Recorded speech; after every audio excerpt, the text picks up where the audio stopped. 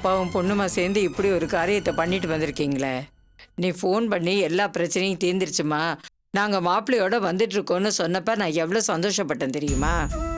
ஆனால் இவளை புருஷன் வீட்டுக்கு அனுப்பாம கையோட கூட்டிட்டு வந்திருக்கேடா. ஏம்மா, நான் மட்டும் என் பொண்ணை கூடவே வச்சுக்கணும்னு நான் நினைக்கிறேன். அவ தான் போக மாட்டேன்னு ஒத்த காலில் நிற்கிறாளே. ஏண்டா, இவ விவரம் இல்லாத பொண்ணு அப்படிதான் பேசுவா. பெரிய மனுஷன் நீயும் சரின்னு வந்துட்டியே.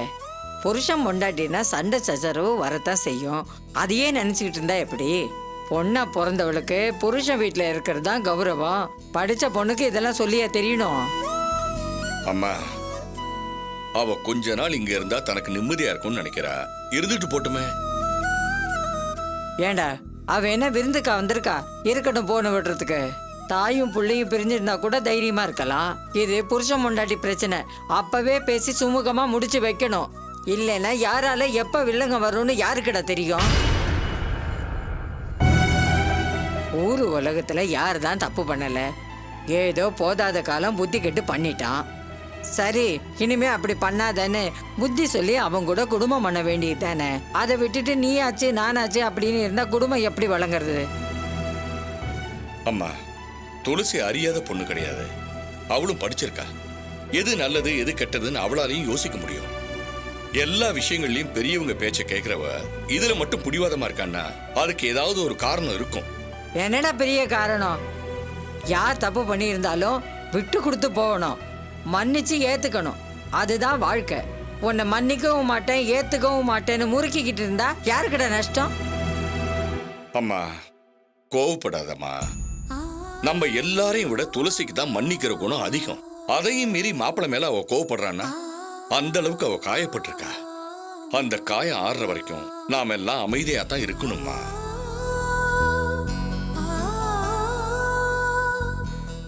ஏண்டா, இவதான் சின்ன பொண்ணு, புத்தி கெட்டு விவரம் இல்லாம நடந்துக்கிறா. நீ அவ கூட சேர்ந்து ஆடிக்கிட்டு இருக்க. இவளுக்கு என்ன வந்துச்சு? இள ரத்தம். புருஷனோட நீயா நானு யுத்தம் பண்ணிட்டு இருப்பா. வயசுல மூத்தவன் நீ தானே அவளுக்கு புத்தி சொல்லி அனுப்பி இருக்கணும். என்னம்மா நீ?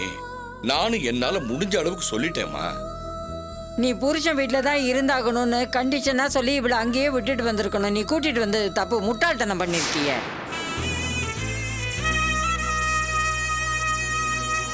சரிம்மா, நான் முட்டாள்தனம் தான் பண்ணிட்டேன். உன் பேத்தி பக்கத்தில் தானே இருக்கா. நீ இருக்க வேண்டிய இடம் இது இல்ல. உன் புருஷன் வீட்டுக்கு போ, நீயே சொல்லிடு.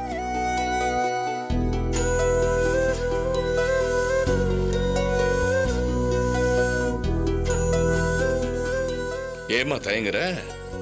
வெளியில போயிடுன்னு சொல்லு.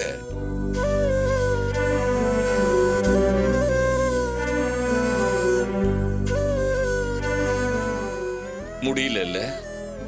நானும் இதே தர்ம சங்கடத்துல தான் இருந்தேம்மா.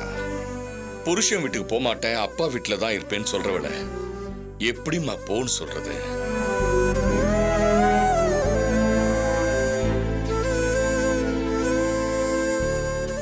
மாப்பிள்ள கூட இவ போலையேன்னு எனக்கும் வருத்தமா தான் இருக்கு. ஆனா இந்த விஷயத்துல துளசி என்னால வற்புறுத்த முடியாதுப்பா. அவ இன்னும் எத்தனை நாள் வேணாலும் இங்க இருக்கட்டும். எப்ப மாப்பிள்ள வீட்டுக்கு போகணும்னு தோணுதோ அப்ப போகட்டும். மணிக்கும், எனக்கு என்னமோ இதெல்லாம் சரின்னு படல. குடும்பத்துக்குள்ள விரிசல் விழுந்ததுன்னா அதை சரி பண்ணதான் பார்க்கணும், பெருசு பண்ணிடக்கூடாது. நான் அந்த ஆதங்கத்துல தான் பேசுறேன். வாழ்க்கையில முறையா துளசி ஒரு கரெக்டான முடிவெடுத்திருக்கா. அத நினைச்சு சந்தோஷப்படு, இப்படி ஆதங்கப்படாத. ஆமாண்டி, இவ கெட்டுனா உனக்கு எப்பவும் சந்தோஷமா தான் இருக்கும். இங்க பாரு, பத்மா தப்பானவ. அவ சொல்ற எல்லாமே தப்பா தான் இருக்கும்னு நீயா முடிவு பண்ணிக்காத. நான் சொல்றத கொஞ்சம் நிதானமா யோசிச்சு பாரு. தப்பே பண்ணாத ஒருத்திய புருஷங்காரன் வெளியே அனுப்பி சித்திரவதை பண்ணிருக்கானா அதுக்கான தண்டனைய அவ அனுபவிச்சே தீரணும். பிடிக்கலனா போடிங்கிறது இல்லனா வாடிங்கிறது. இவ என்ன அவன் வீட்டு நாய்க்குட்டியா? பொண்டாட்டிய மதிக்க தெரியாத ஒருத்தனோட எதுக்காக குடும்பம் நடத்தணும்னு கேக்குற? அப்படிப்பட்ட புருஷன் வீட்டுக்கு போக மாட்டேன்னு முடிவெடுத்தா பாரு. இதுதான் புத்திசாலி பொண்ணுக்கு அழகு. அதுதான் பொண்ணுங்களோட வீரம். ஏண்டி, எதுக்கு இப்ப எரியிற வீட்டுல எண்ணெய் அள்ளி கொட்டுற? ஒரு பொம்பளைக்கு அழகு புத்தி சொல்லி வாழ வைக்கிறது தான். இப்படி உறவாடி கெடுக்கிறது இல்ல. யாரு? நானா உறவாடி கெடுக்கிறேன்? நீதான் கண்ணை திறந்துகிட்டே உன் பேத்திய பாழுங்கணத்துல தள்ள பாக்குற. புருஷங்காரன் சரியில்லை, அவனோட வாழ பிடிக்கலன்னு ஒருத்தி சொல்றானா அவ பக்கம் இருக்கிற நியாயத்தையும் கொஞ்சம் யோசி. அதை விட்டுட்டு கரிச்சு கொட்டினா என்ன அர்த்தம்? பத்மா, எங்களுக்கும் தலைன்னு ஒண்ணு இருக்கு, அதுல மூளைன்னு ஒண்ணு இருக்கு. எங்களுக்கு தெரிஞ்ச வரைக்கும் நாங்க நல்லா தான் யோசிக்கிறோம். பிரச்சனையை வளர்க்காம நீ பேசாம உள்ள போ. அதான் பார்த்தனே, அம்மாவும் புள்ளையும் வளவளன்னு பேசி பிரச்சனையை தீர்த்து வச்ச லட்சணத்தை. வீட்டுக்கு வந்த பொண்ணுக்கு தைரியம் சொல்றதை விட்டுட்டு எப்படா இவ ஒழிவான ஆலோசனை பண்ணிக்கிட்டு இருக்கீங்க? இதுதான் நீங்க பிரச்சனையை யோசிச்சு தீர்க்கிற லட்சணமா? முதல்ல உங்க பொண்ணு எடுத்த முடிவு சரின்னு ஒத்துக்கங்க. அதுதான் ஒரு அப்பனுக்கு அழகு.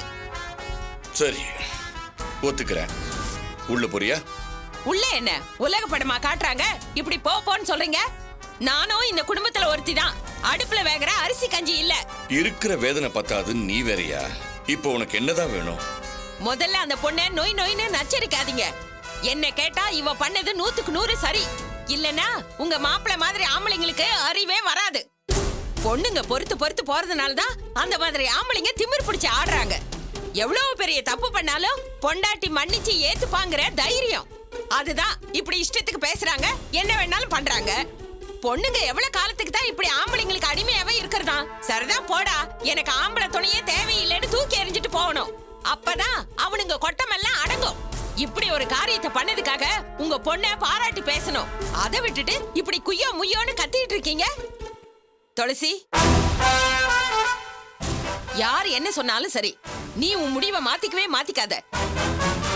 புருஷங்கார வெளியே போன்னு சொன்னா திரும்ப உன் வீட்டுக்கு நான் வரவே மாட்டேன்னு சவால் விட்டு நிக்கணும். அப்பதான் அவனுங்க எல்லாம் அடங்குவானுங்க. இனிமே ஊருக்குள்ள எவனும் பொண்டாட்டிய வெளியே போன்னு சொல்லவே கூடாது. நீ எடுத்த முடிவு ஆம்பளைங்களுக்கெல்லாம் ஒரு செருப்படியா இருக்கணும். உன்ன மாதிரி பொண்ணுங்களாலதான் எல்லாருக்குமே விடுதலை கிடைக்கணும். என்னடி நடு வீட்டுல நின்னுட்டு பிரசங்கம் பண்ணிட்டு இருக்கியா? உனக்கு புரட்சி போராட்டம் ஏதாவது பண்ணணும்னா வெளியில போய் பண்ணு, இங்க வேண்டாம். என் பொண்ணை வச்சு நீ யாருக்கும் சுதந்திரம் வாங்கி தர வேண்டாம். ஆமாங்க, உங்களை மாதிரி ஒவ்வொருத்தரும் மாப்பிளைக்கு அடங்கி போறதுனாலதான் உதவாக்கற சோப்பலாங்கி எல்லாம் வீராதி வீர மாதிரி நடந்துகிட்டு திரியிறானுங்க. மாப்பிள்ளைனா அவனும் மனுஷன் தானே. தப்பு பண்ணா மகனை மட்டும் கை நீட்டி அடிக்கிறேல. என்னடி சொல்ற? அப்ப மாப்பிள்ளை அடிக்க சொல்றியா? ஐயோ, அடிக்கலாம் வேணாம். அவரு முன்னாடி இப்படி ஆடாம நில்லுங்கன்னு சொல்றேன். எவ்வளவு ஒருத்திக்காக பொண்டாட்டியை டைவர்ஸ் பண்ண போறேன்னு கையெழுத்து வாங்கினாருல்ல, இப்ப தப்பு அவர் மேலன்னு ஆயிடுச்சு. ஏண்டா இப்படி பண்ணேன்னு ஒரு வார்த்தை கேட்டீங்களா? ஆம்பளைங்கன்னா அப்படிதான் பண்ணுவான், பொம்பளைங்கன்னா அடங்கிதான் போகணுங்கிறது எந்த ஒரு நியாயம்? இன்னைக்கு என்னமோ நல்லவ மாதிரி கூப்பிடுறான், நாளைக்கே ஏதாவது பிரச்சனை பண்ணி திருப்பி அனுப்ப மாட்டாங்கிறது என்ன நிச்சயம்? உன்னை கையெடுத்து கும்பிடுறேன், கொஞ்சம் பேசாம இருக்கியா? ஒரு பொண்ணை தான் கட்டி கொடுத்தீங்க, அதுக்குள்ள கையை இப்படி ஆயிடுச்சு. உங்களை சொல்லி தப்பு இல்ல, சம்பந்தி வீட்டுல கும்பிடு போட்டு பழகின தோஷம். எல்லாரையும் இப்படி கும்பிடுறீங்க. ஏய் பத்மா, உனக்கு புண்ணியமா போகும். வாய் நம்ம இருந்ததுன்னா உள்ள போய் காப்பி போட்டு கூடி. எங்களை இப்படி பேசியே நோகடிக்காத. கழுவி உள்ளத சொன்னா உடனே உனக்கு பொத்துக்கிட்டு வந்துருமே. நீயாச்சு உன் பேத்தியாச்சு, எனக்கு என்ன வந்தது? இந்த வீட்டுல பாராட்டினாலும் குத்தம், பழி சொன்னாலும் குத்தம். ச்சே.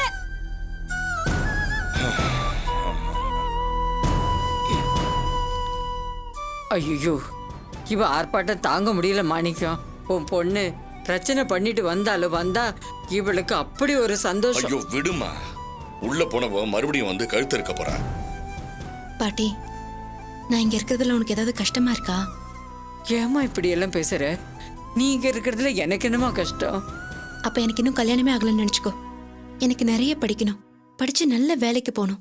அது வரைக்கும் இதான் என் வீடு, நான் இங்கதான் இருப்பேன். தாராளமா மகராசியா இருமா. ஆனா நீ நினைக்கிற மாதிரி தமிழ் ஒன்றும் தப்பானவன் இல்லை. கட்டின பொண்டாட்டி நம்பாம இன்னொருத்தைய நம்பினாரே, அது தப்பு இல்லையா பாட்டி? தப்புதான்.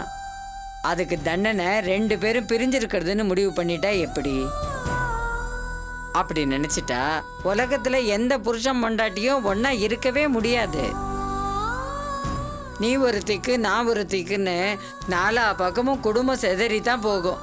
ஆம்பளை எப்பவும் அத்துக்கிட்டு போகத்தான் பார்ப்பான், பொம்பளை தான் அவனை சேர்த்து கட்டி வைக்கணும். அதுக்கு தானே உன் கழுத்துல தாலின்னு ஒன்று இருக்கு. துளசி, உன் நல்லதுக்கு தான் சொல்றேன். நடந்ததெல்லாம் கெட்ட கனவா நினைச்சு மறந்துட்டு அவனோட சேர்ந்து வாழற வழியே பாருமா. இல்ல பாட்டி, விட்டு கொடுத்து போறதுதான் வாழ்க்கைன்னு எனக்கும் நல்லா தெரியும். ஆனா நான் மட்டும் விட்டு கொடுத்து போறதுல எந்த நல்லதும் நடக்க போறதில்ல. நான் முக்கியம்னு அவர் நினைச்சாருன்னா முதல்ல அவர்கிட்ட இருக்கிற தப்பான குணத்தை மாத்திக்கிட்டோம். அதுக்கப்புறம் அங்க போறதா வேணாமான்னு நான் யோசிக்கிறேன். ஒருவேளை அவனும் ஒன்ன மாதிரியே வைராக்கியமா இருந்துட்டா? அவர் இல்லாம வாழறதுக்கு நான் எப்பவோ தயாராயிட்டேன் பாட்டி. தன்னம்பிக்கை, தைரியம், வைராகியம் இது 3 இருந்தா ஒரு பொண்ணால புருஷன் இல்லாமலும் ஜெயிக்க முடியும். அது என்கிட்ட இருக்கு. எனக்காக கவலைப்படாதீங்க பாட்டி.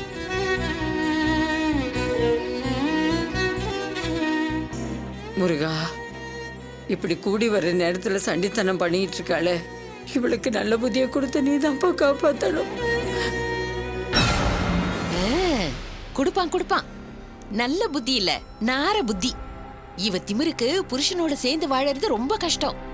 கடவுளே, இவளுக்கு இன்னும் எக்கச்சக்கமான கொழுப்ப கொடுத்து புருஷனோட சேர விடாம நீதான் பண்ணணும். Congratulations mister Tamilarasu.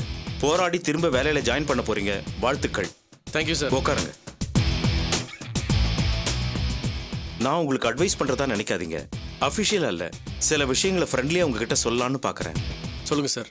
உங்களுக்கே தெரியும், இந்த காலத்துல வேலை கிடைக்கிறது எவ்வளவு கஷ்டமோ அந்த வேலையை தக்க வச்சுக்கிறது அதை விட கஷ்டம். அடுத்தவங்களுக்கு உதவி செய்யணுங்கிற உங்க டெண்டன்சியை நான் மதிக்கிறேன். அது நமக்கு தேவையான நல்ல குணம். அதை நான் பாராட்டுறேன். அதே சமயம் உங்களுக்குன்னு ஒரு குடும்பம் இருக்கு, அதையும் நீங்க மறந்துடக்கூடாது. நிச்சயமா சார். கஸ்டமர்ஸ் ஆர் அவர் வேல்யூபிள்ஸ். ஆனா சட்டத்துக்கு புறம்பா அவங்களுக்கு ஹெல்ப் பண்றதை நிர்வாகம் ஏத்துக்க முடியாது. வேலையில உங்களுடைய பர்சனல் கேரக்டர் கொண்டு வந்தீங்கன்னா உங்களோட ஃபியூச்சர் மட்டும் இல்ல, நம்ம பேங்கோட ரெப்யூட்டேஷன், growth ரெண்டுமே பாதிக்கப்படும். தெரியும் சார்.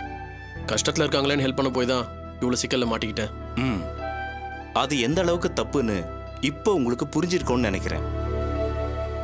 ஃபர்ஸ்ட் டைம் உங்க பக்கம் இருக்கிற நியாயத்தை ப்ரூவ் பண்றதுக்கான சான்ஸ் கிடைச்சிருக்கு. ஆனா திரும்பவும் இப்படி ஒரு பிரச்சனையில மாட்டிக்கிட்டீங்கன்னா அது உங்களுக்கு சாதகமா இருக்கும்னு எதிர்பார்க்காதீங்க. இத வார்னிங்கா சொல்லல, நீங்க கவனமா இருக்கணுங்கிறதுக்காக சொல்றேன். இல்ல சார், எப்போ இனிமே இந்த மாதிரி ஒரு தப்பை நான் பண்ண மாட்டேன் சார். வேலை எல்லாம் கஷ்டப்பட்டது எனக்கு தான் சார் தெரியும். லைஃபை ரன் பண்ண முடியாம ஏகப்பட்ட கடன் வாங்கி பல சிக்கல்களில் மாட்டி வாழ்க்கையை வெறுத்து போற மாதிரி ஆயிடுச்சு சார். ஆல்ரைட் தமிழ், யூனியன் கடுமையா போராடி தான் உங்களுக்கு இந்த வேலையை திரும்ப வாங்கி கொடுத்துருக்கு. என்னோட அட்வைஸ் என்னன்னா, யூனியன் மெம்பர்ஸ் போராடினது சரிதான் நினைக்கிற அளவுக்கு நீங்க நடந்துக்கணும். கண்டிப்பா சார். என்னைக்குமே அவங்க பண்ண உதவி நான் மறக்கவே மாட்டேன். யூனியனோட பேரை காப்பாத்துற மாதிரி நான் நடந்துப்பேன். நிச்சயமா நான் ஒரு நல்ல ஸ்டாஃபா இருப்பேன் சார். குட். உங்களுக்கு அட்வைஸ் பண்றதுனால நீங்க சின்சியர் ஒர்க்கர் இல்லைன்னு அர்த்தம் இல்ல. உங்க சின்சியரிட்டியை பத்தி எங்களுக்கு எந்தவித சந்தேகமும் இல்ல. திரும்ப இப்படி ஒரு குற்றச்சாட்டு வராம பாத்துக்க வேண்டியது உங்க பொறுப்பு. Sure sir. இனிமே இப்படி ஒரு தப்பு நடக்காம நான் பாத்துக்கிறேன். ஆக்சுவலி உங்களை வேற பிரான்ச்சுக்கு மாத்திர ஐடியால தான் இருந்தோம். பட் அதை கூட நீங்க பனிஷ்மெண்டா எடுத்துக்குவீங்களோன்னு தான் பழைய பிரான்ச்லயே போட்டிருக்கோம். நாம நல்லா இருக்கணும்னா நாம வேலை பார்க்குற நிறுவனமும் நல்லா இருக்கணும். அதை மனசுல வச்சுக்கிட்டு ஒர்க் பண்ணுங்க. All the best. Thank you sir. இதை என்னை திருத்திக்கிறதுக்கான ஒரு வாய்ப்பா நான் எடுத்துக்கிறேன். I'll do my best sir. Very good. வரேன். Thank you sir. ஓகே.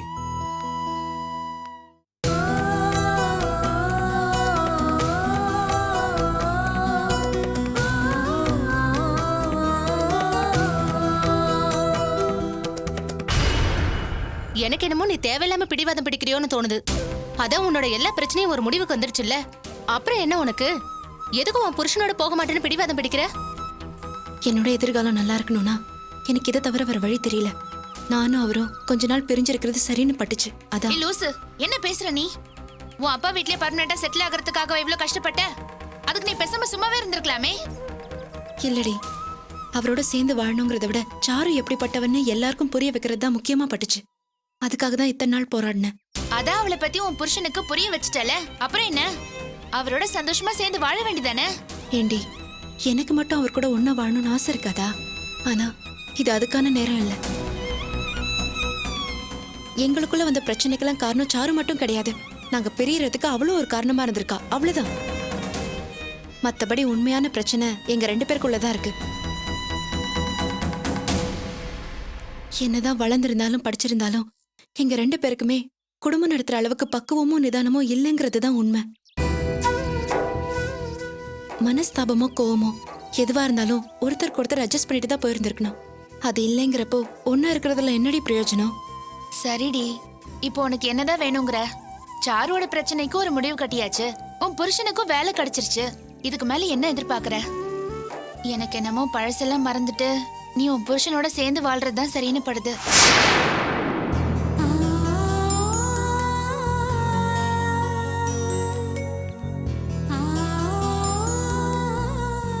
இல்ல தீபா, நீ நினைக்கிற மாதிரி எல்லாத்தையும் மறக்கிறதுக்கு இது ஒன்றும் குழந்தைங்க போட்டுக்கிட்ட சாதாரண சண்டை இல்ல.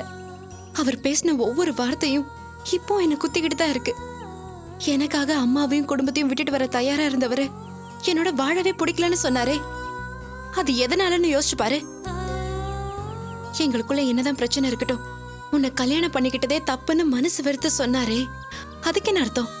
அப்போ உயிருக்கு உயிரா பாசம் வச்சிருக்கோன்னு சொல்றதெல்லாம் பொய்ங்கிற மாதிரி ஆயிடலையா?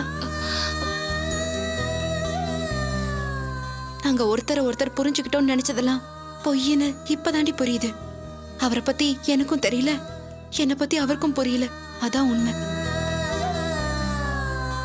அதனாலதான் என்னை பார்த்து பொறாம பிடிச்சவ, கர்வம் பிடிச்சவ, சுயநலவாதின்னு அவரால பேச முடிஞ்சது. ஏய், அதெல்லாம் கோவத்துல பேசினது. உங்களை விட மோசமா சண்டை போட்டவங்க, நடு ரோட்ல கட்டி உருண்டு சண்டை போட்டவங்க, இவங்கெல்லாம் சந்தோஷமா தான் சேர்ந்து வாழ்றாங்க. அதை மறந்துடாத. உண்மைதான்.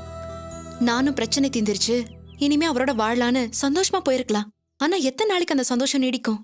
திரும்ப வேற ரூபத்துல பிரச்சனை வராதுன்னு என்ன உத்தரவாதம்?